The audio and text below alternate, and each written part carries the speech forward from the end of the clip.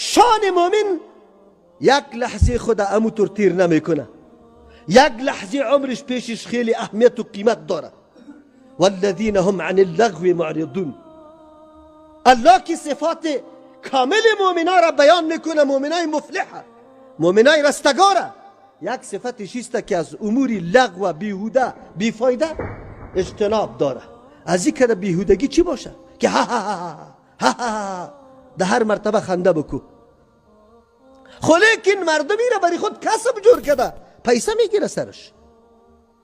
خو من میدونم که امی شخص نخواد که وعیدات شنیده باشه و یک روز در مجلس دین نشسته باشه، آگاهی از آخرت داشته باشه. این نمون مردم است.